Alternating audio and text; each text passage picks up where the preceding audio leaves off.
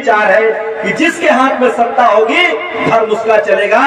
सम्राट अशोक ने इसको साबित किया है और आज के प्रधानमंत्री जो है वो भी साबित कर रहे हैं। जिस विचारधारा के हैं उस विचारधारा को आगे बढ़ा रहे हैं।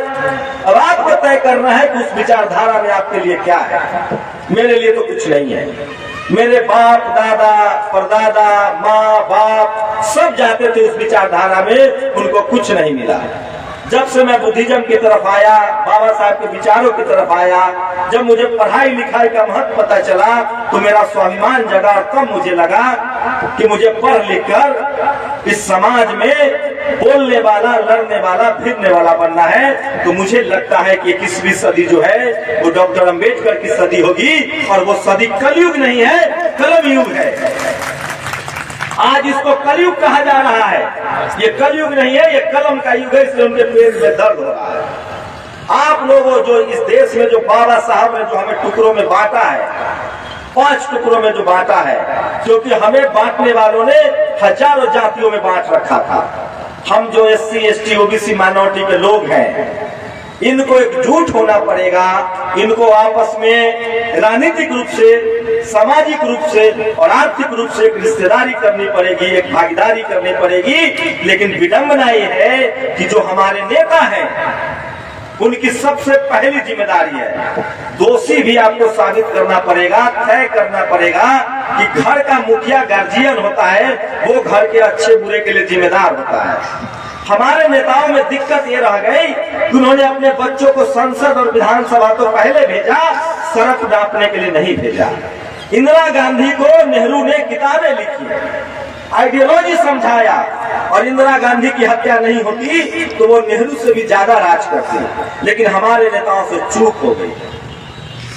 वो सड़कों से निकले थे, उन्होंने अपनी तकलीफें देखी थी, उन्होंने अपने बच्चे को वो तकलीफ ना हो, हम भी नहीं चाहते उनके बच्चे को तकलीफ हो। लेकिन जो हमारे राजनीतिक परिवार के जो बच्चे हैं उनकी सामाजिक समझ लालू यादव, माननीय मुलायम सिंह यादव, कांसीराम साहब जैसे या मायावती की तरह नहीं है।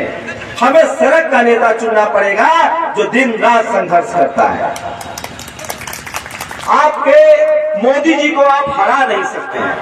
क्यों नहीं हरा सकते हैं? क्योंकि उसके तरफ सड़क का खाद छान कर कोई नेता बनने वाला अब बहुजन में नहीं बचा है। लालू यादव बचे हैं, इलाज करवा रहे हैं। नीतीश कुमार एक बचे हुए उस दौर के, वो भी हिसाब किताब गुना भाग जोड़ घटाव में लगे हैं, क्योंकि उनको लगता है नरेंद्र मोदी ने 40 साल खाद छाना है, उसे पता है कब कहाँ बोलना है। ज्ञान सड़कों से आता है। बुद्ध को भी ज्ञान मिला था जब वो भटके थे, बाबा साहब को भी ज्ञान मिला जब उन्होंने दुनिया की खाक छानी।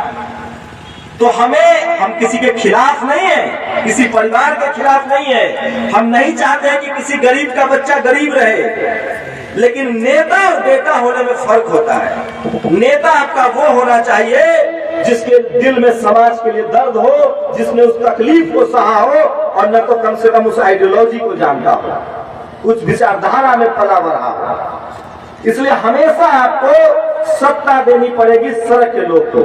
मान्यवर कांसीराम साहब यूपी के नहीं थे, कर्पूरी ठाकुर बिहार के थे। तो हमें ऐसे लोगों को चुनना पड़ेगा जो सड़कों पर पले हैं, सड़कों पर बढ़े हैं, जिन्होंने साबित किया है कि हम तमाम विपरीत परिस्थितियों में समाज के लिए लड़ेंगे और भिड़ेंगे। ये बात बिल्कुल सही है कि सवाल ये है कि हमारा जो राजनेता है, हमारा जो नेता है, वो सामाजिक रूप से कितना सचेत है, वो अपने आइडियोलॉजी को लेकर कितना सचेत है। हम लोग वही चूक रहे हैं। और 21वीं सदी में यकीन मानिए, डेमोक्रेसी में अब जब तक सत्ता नहीं आएगी आपके हाथ में, आप एक कलम की फैक्ट्री नहीं खोल सकते हैं। मैं देख रहा हूं तमाम राज्यों में SC ST OBC माइनॉरिटी के बिजनेसमैन को टारगेट किया जा रहा है, उनकी बिल्डिंगें जब्त हो रही है, उनको डराया जा रहा है। अभी राष्ट्रपति महामहिम द्रौपदी मुर्मू ने कहा है कि देश के जेलों में बंद कौन लोग हैं?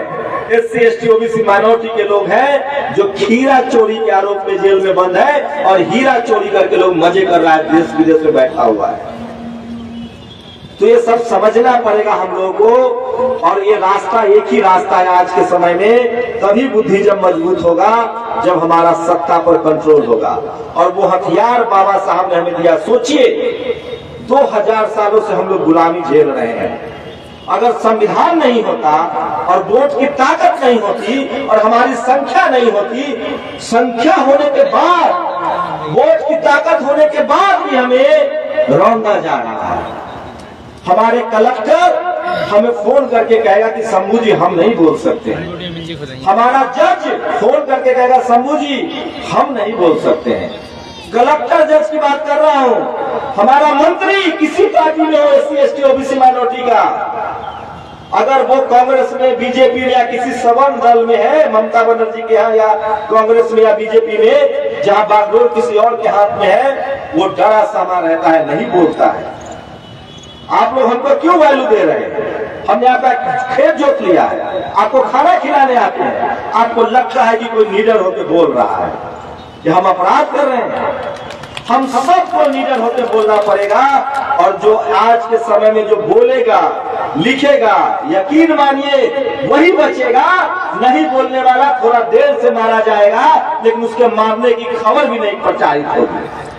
कोई नहीं बचेगा। जाति जाति नहीं है। जो अधिकारी है, कर्मचारी है, मैं रोज कहता हूं इस बात को, अब जातिवाद का शिकार वो नहीं होगा जो मजदूर है, जो ठेला चलाता है, जो रिक्शा चलाता है, जो सब्जी बेचता है, जो ड्राइवर है, या जो चपरासी की नौकरी कर रहा है। उससे उनको अब कोई दिक्कत नहीं है। बहुत समझदार हो गए हम लोग। वो कहते हैं कि अब जातिवाद का शिकार उनको बनाओ जो कॉलेज यूनिवर्सिटी में आ रहे हैं, जो IAS PCS बन रहे हैं, जो डॉक्टर इंजीनियर बन रहे हैं, जो प्रोफेसर बन रहे हैं, जो बिजनेसमैन बन रहे हैं। उनकी जाति ढूंढी जा रही है और वहां सबकी हत्या हो रही है। ये जो किसान जातियां हैं वो आदिवासियों पर अत्याचार करते हैं, दलितों पर अत्याचार करते हैं, मुसलमानों पर अत्याचार करते हैं। कौन? किसान जाति, जाट, गुर्जर, पटेल, मराठा, कुर्मी, कोयली, यादव। उनको लगता है कि हम बच जाएंगे।